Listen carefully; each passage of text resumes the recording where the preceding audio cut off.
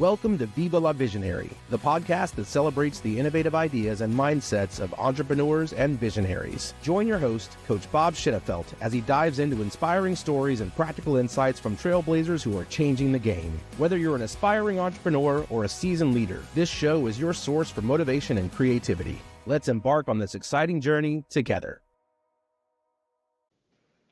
Hi there, Coach Bob Shenefelt here, host of the podcast Viva La Visionary, the podcast to, for, from, and about visionaries. Say that 3 times fast. Excited to have Doug Freutel here. Doug, how are you today? I am doing fantastic. How are you? I'm great, thank you, and always even elevated more when we're together, so excited to hang out with you. So excited to have a conversation today. You know me, I like to dive in, so I just like to start with a simple question. What do you have for breakfast? Oh, no, not that. Why are you on this planet, Doug? All right, let's go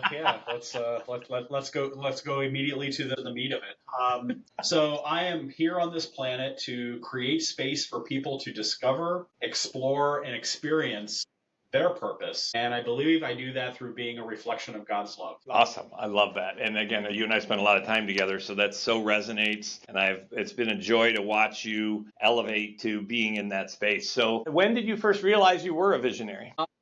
So I think deep down I really knew for a very, very long time. But I think that the revelation came when my business discovered EOS and reading traction, and that basically put a term, to it. And so obviously being able to identify that was incredibly free. And I think that realization was very impactful because, number one, I discovered that I am not terminally unique.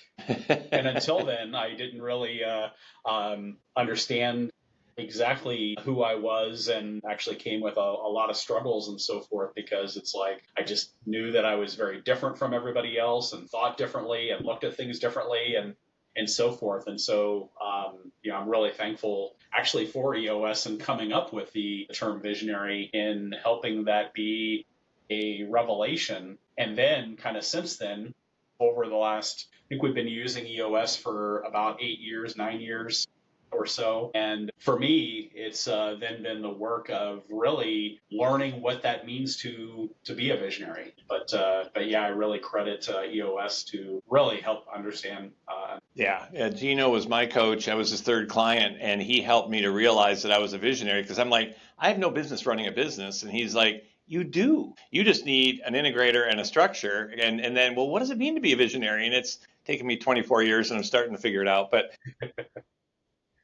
and it's not an excuse anymore. I think I've used it as an excuse sometimes. But so what do you feel the roles and responsibilities of a visionary are? Well, it's been an interesting 8 years. I think early on in learning that, I actually took it on as an identity, which I've more recently over the last couple of years have really learned that that's not the right approach to being a visionary, that it's not an identity. Right.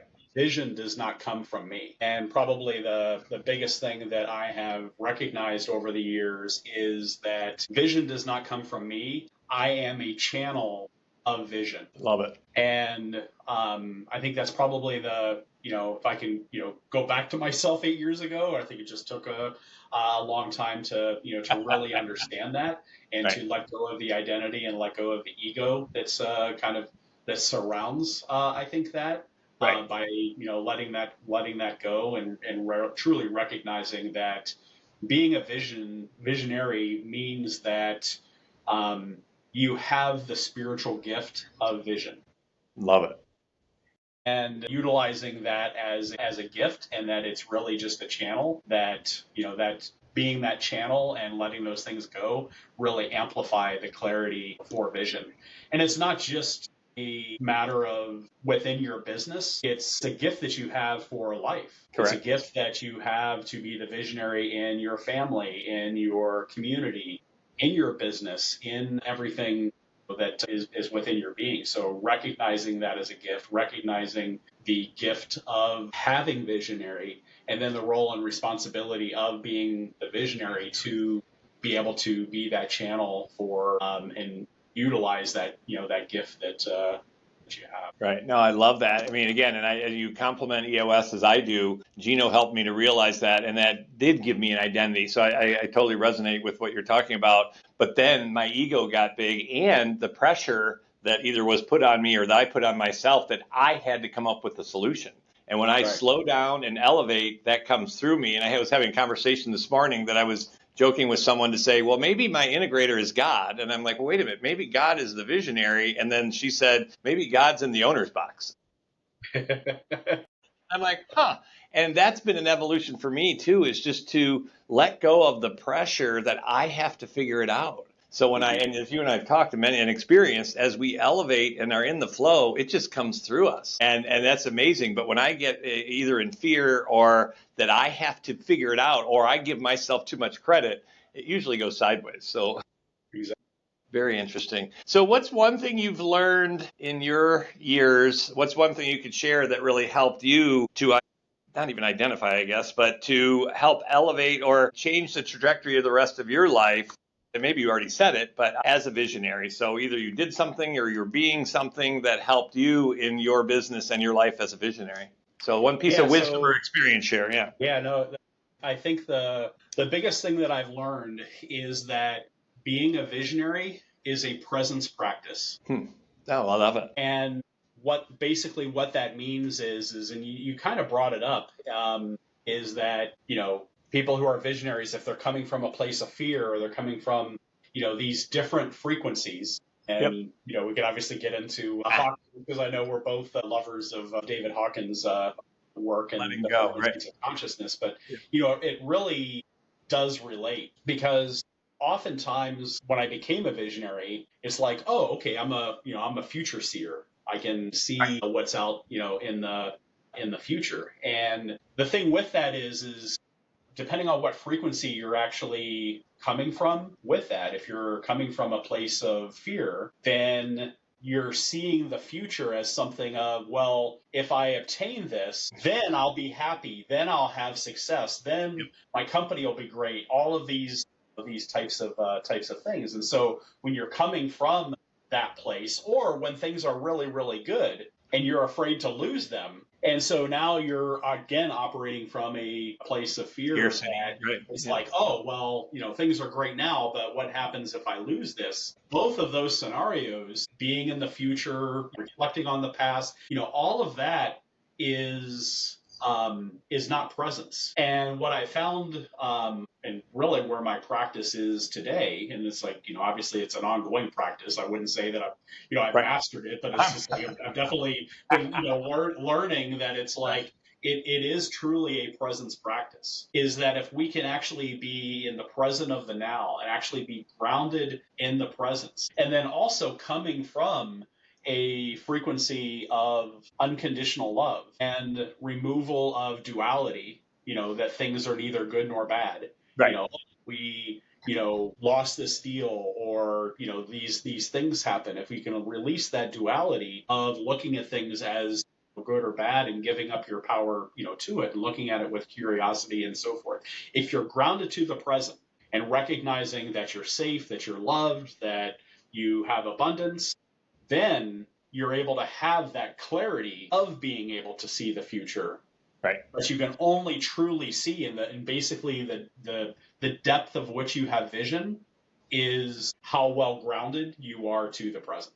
Because if you're floating away from it, then really that vision is very cloudy. Right. And when I'm in the business, I almost can't think straight, and and I don't like it. And part of our superpower as visionaries is to play and have fun and grow. And if I'm not in that elevated space, it's hard. And then I go into that. Yeah. So I love what you're saying. And I also love how you and I and many of us visionaries that have come together as you're elevating. And I've talked to you even in might be troubling times, and your energy is so great. And then that lifts my energy. And then we're lifting others around us, even if we're not around them. And so that's the beauty of living in this day and age. And so you've helped me a lot with inspiration. So that's awesome. So you run a company. So tell me briefly about that. But I'm even more interested in what you're working on as you're starting to coach. But what is your day job business that you own? Yeah, so Radiant Technology. We are a audiovisual systems integrator that specializes in providing collaboration solutions for large enterprises and different businesses in different verticals, as well as we actually have a very strong practice in digital signage. So probably where a lot of people might recognize a lot of our work is traveling through a number of different airports around the United States that we do all the digital signage for and so nice. forth. And so, yeah, we've been doing that since 2001. And yeah, it's been quite the journey. Love it now, probably actually more than I ever have had before, which is pretty exciting because, as you know, working together over the years, it's been quite the roller coaster. But yeah, just really enjoying it and so forth, and seeing kind of where where that next evolution takes us. Well, you're like a lot of us visionaries that has a business that provides value, makes money, and if we aren't having fun, then I don't think we stay as interested. But a lot of us visionaries say, well, as soon as that's successful, then I'm going to show up and do what I'm on this planet for. And what a lot of us are figuring out is I can do it and do that. And so there's a lot of visionaries that are kind of creating their own, what I call craft, and that's teaching what we're learning. So I've been able to experience some of the stuff that you're learning and teaching. So tell me about your practice on being present. I want to learn more about that. Yeah, so that's been a really interesting journey. You know, I've actually had a meditation practice for probably close to 40 years, but really I would say that it's really only been in the last 4 to 5 years that I've really understood and actually understood really what meditation was really all about. And that's definitely been a big contributor of a lot of my inner work and just even understanding what it means to be a visionary, letting go of a lot of identity and inner traumas and giving up my power to different things. And so really how that has shown up is really actually learning what it means to be a visionary and what it means to be a leader. And it is kind of interesting is we have had this business for nearly 25 years now. Looking over the past, I was a very, very toxic leader.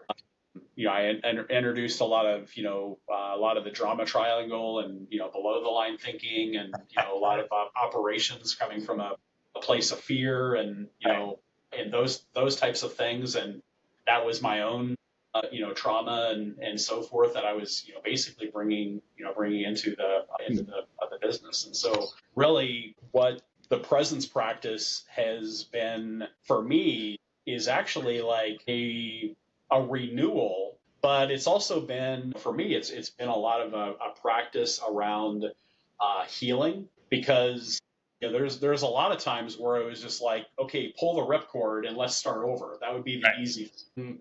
A lot of the things of who I was in the past and being incorporated with, surrounded by people who have known me for a very long time, and it's like and so forth. It has been probably one of the hardest things is to be able to change and within an environment to be able to fix and repair a lot of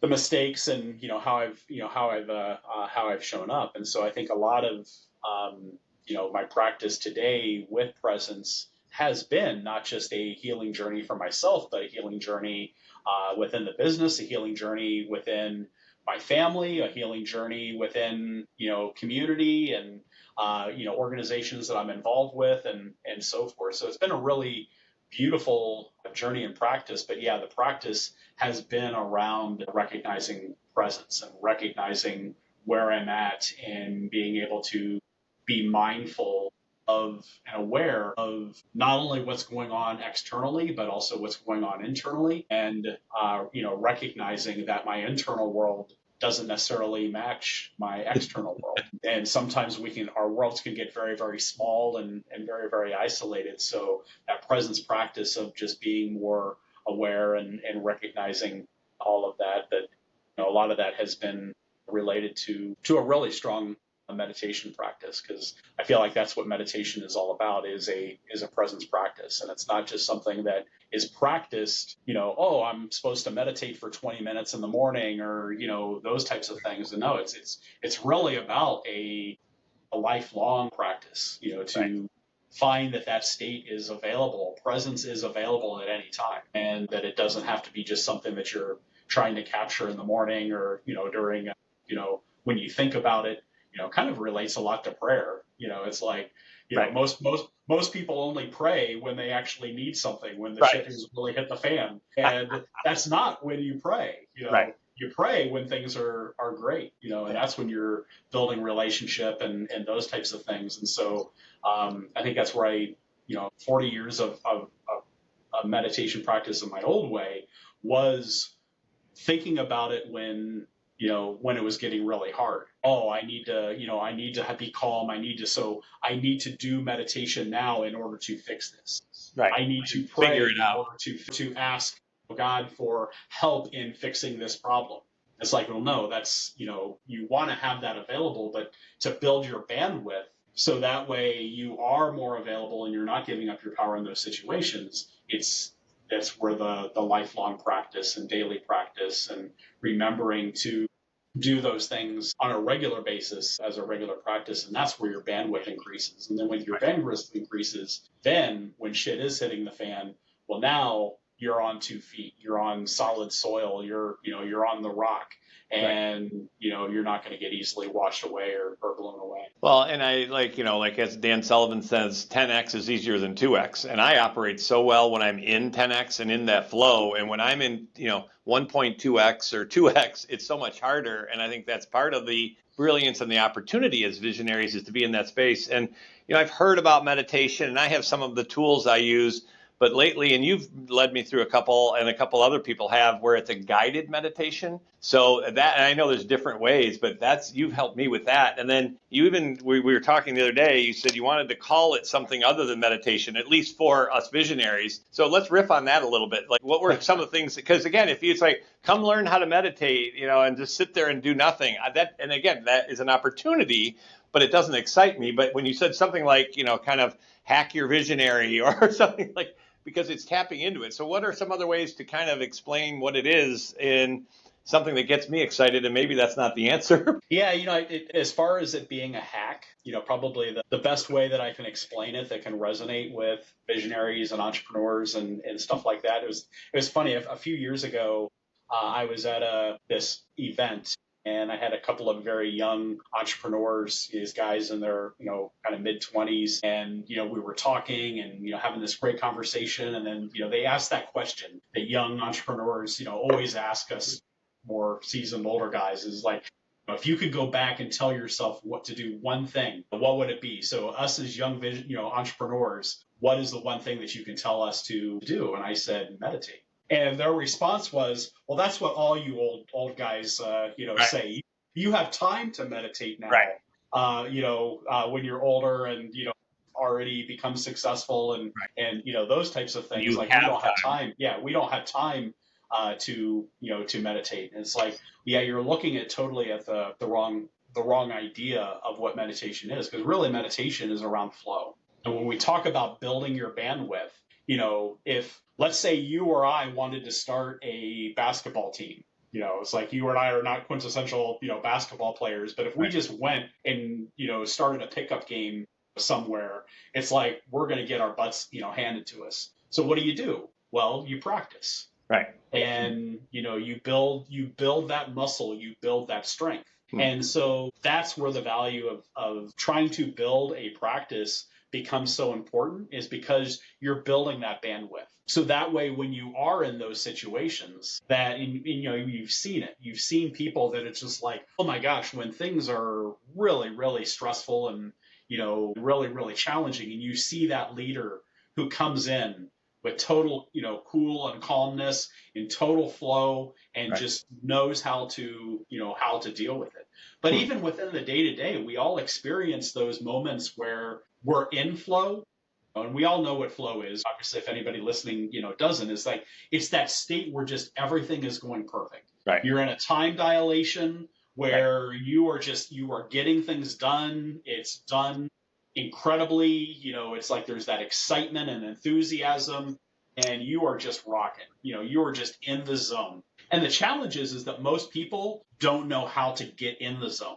They just know when they're there or when they're not there. And so that's really what this practice is about is, how to hack your visionary is using this as a practice to be able to understand when you're not in the zone and what you have to do or what you can do in order to basically get into that zone when you need to be. And that's where the value comes in because, so many entrepreneurs and visionaries, when they're really working through, through challenging stuff, and their bandwidth is just collapsing and collapsing, and sometimes it can collapse very, very fast and so forth. And it's like, that's what you're building for. You're building for the NBA championships, but you don't get to the NBA championships without a lot of practice and a lot of planning and work to get there. And then once you're there, you know how to turn it on and achieve what you want to be able to achieve. And really the best thing for me is that I used to operate from a place where I was protective of my time. And you hear this from so many people of like, I don't have time.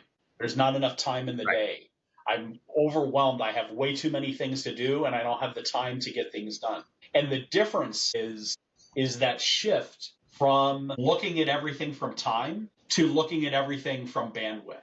So now I've gone from a place of I don't protect my time, I protect my bandwidth. Love it. Huh. And that's the power of being able to hack and use a meditation practice and all these things. I mean, even EOS talks about, clarity breaks and, Rob Dubay, who, big in the EOS community and so forth, he talks about silence retreats and do nothing, right? Do nothing and like those types of things. And like, that is all like, that's the juice of it. A lot of people are like, oh, wow, that's great stuff. I mean, dude, we were in EOS and I mean, like I said, we've been doing this for 8 or 9 years. And it was probably like 5 years before I actually took my first clarity break. Right. Yep. We think that those are the least important things. No, man, that's a great thing to have one day. Right. One day I'll have time to do a clarity break. Right. No, the purpose of the clarity break and the purpose of these things is actually to ensure your bandwidth. Right. I love it. And that's what allows you to be more effective. I love it. 2 things that come up for me that are very profound. I love that is that many of us visionaries are drama queens. Everything's great. Oh, we're so screwed. And I used to think one of my greatest gifts was my passion. And I know that's part of it.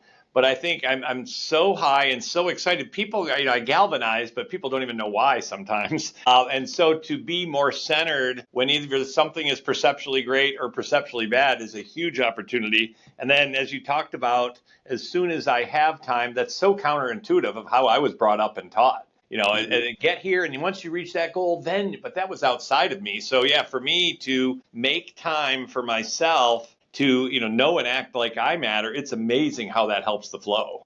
I love that. Very good stuff. Cool. So what's one opportunity that you're working on in your life or in your business as a visionary? In the business, it kind of ties into life, but in the business, I've been doing this now for like I said, 25 years, right. and so forth, and now like thinking about what the future looks like. I've gone from experiencing that growth phase of when we're nimble and scrappy, and there's only a few of us wearing a lot of hats, and then we start going through that phase of leadership. And, I'm still even learning today what it really, really means to, be a good leader, right. And, that difference between leadership and management and those types of things. But then also, I see where, kind of not looming ahead of me, but, the opportunity that I have is that, well, what does this next phase look like? Yep. And it's like, it's turning over leadership to the next generation, turning over potentially the company to whoever's next. And so right. Again, that does tie into a lot of identity, because it's like, okay, well, I've been the visionary for all these years, and then it's like it's being able to let that go and recognize that it's like, okay, you know what, who's next for taking on that seat? Who's next in leadership and, and those types of things. And so then looking at, well, instead of being visionary for the business, but to where this piece of channeling the vision comes in is we have a lot of vision. We have a lot of people in our company that are also visionaries. And so being able to channel that and lift that up and nurture that, because those might be, or are the future visionaries of the company. And so, a number of years ago, I started thinking about, not just being a visionary for the company as far as it relates to our customers. Then it was like, well, how do I be a visionary for what it means to be, potentially an employee and those types of things, and then being able to be that channel for raising up, the next generation of leadership. So one of the things that we've recently done is kind of divided the company into divisions and have put leadership into those positions. And now, I think the practice is learning how to create the space for them to learn how to fall into the seat that they want to fall in, whether it's the visionary, whether it's an integrator seat, whatever that is. And I feel like that's kind of the place where I am right now. And then also as I'm kind of doing that, and obviously still very integral in being a visionary for the company, it's also allowing me to recognize that growth in trying to be learning to become a better leader. And that's now able to show up in other areas. So, as I'm achieving abundance, now that, is giving me the time, because I've improved my bandwidth, the time to sit on some boards of some not-for-profit organizations and say there's some, other, business organizations, and help creating that space for them as well. And being able to help leveraging my gift of being a channel for vision versus being the visionary, and how that can impact, my community and family and, and those types of things. I love that. And you've helped me with that. So I appreciate that. So I have one final question, but any other either questions for me or topics or conversations you want to throw out to visionaries? I know we could talk for 3 or 4 days, but. Man, yeah, just, what's, what are the things that you're working on? I mean, I know you and I joined the Visionary Forum, back in, actually back right in the heat of the pandemic. So very early days of the forum. So you and I have, known each other for about 5 years, and we've both seen a lot of growth and know each other's histories and those types of things. And obviously with, what you're doing with iMatter, and, iMatter's been obviously a very big part of even my own healing. And I thank you for you being such a big part of my personal growth and development. And then obviously the Visionary Forum community itself, and being able to be around and building a wolf pack of other visionaries, and, recognizing that I'm not alone.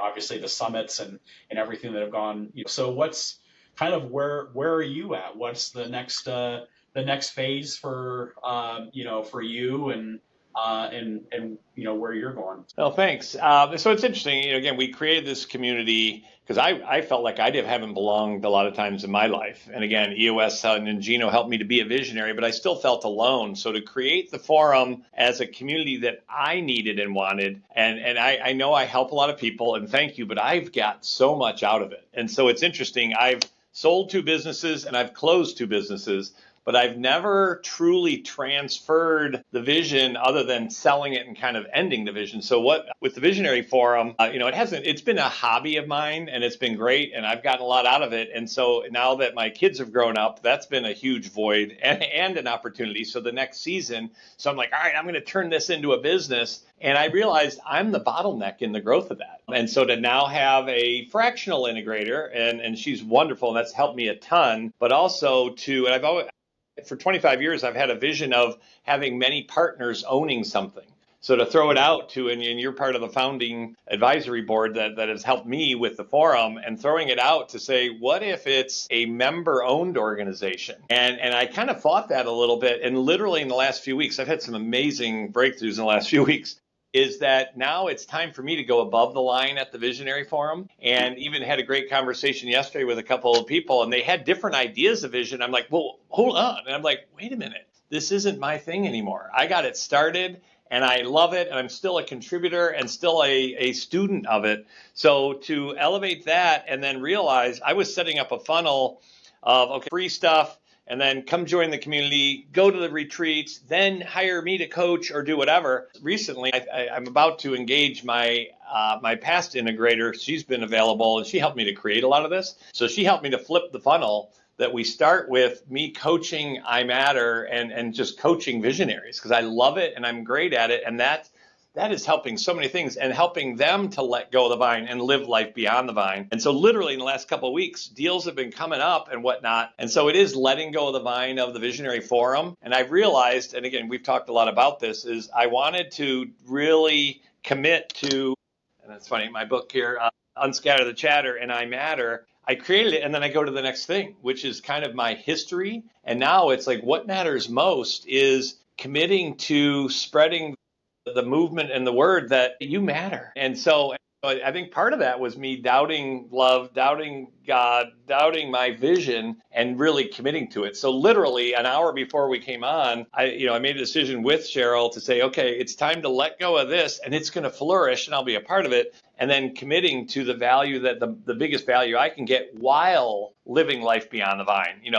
I kind of had it all working. And then I kind of blew it up and started something else. And it's like, why did I do that? And there's a reason. But to now, Cheryl and I that's my main focus is how do I experience peace, joy, and freedom with Cheryl and with others and not just be as stressed. Because I know and a lot of visionaries, we create stuff and then we go below the line into the victim mode or into the fear. And that is just no fun. And I'm going to keep doing that, I'm sure, but elevating. So long-winded, really, committing to what matters most is my second half of my life. And the freedom I do have now with the kids are doing amazing, but it's been quite an experience of sadness and joy. And yet it's like, oh my gosh, look at what we've already done. And I'm letting go of beating myself up for not being more successful and not having more money. And so as you know, we have the lifetime expander in the book. And so it's really living the book. And you've kind of shook me, it's like, dude, you have this great thing. Why are you doing something else? So the sixth expander is to be regardless. And you touched on this, that I've been waiting for things outside for me to experience that joy, peace, and love. And literally in the last few weeks,